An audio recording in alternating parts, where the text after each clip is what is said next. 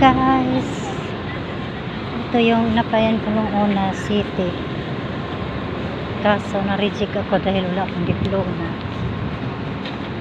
Ayan o. Pero hindi rin sila nagtatagal, wala pag isang taon kasi nagpanibagong agency ang city, kasi ang city ay mahigpit,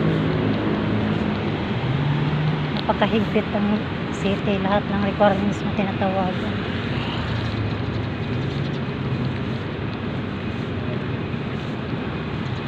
Tapos magkatabi lang yung pinasukan ko ngayon, ito Abida Verde, yan, magkatabi lang sila ng city. Ito yung Abida, yan, dyan kami, Abida Verde.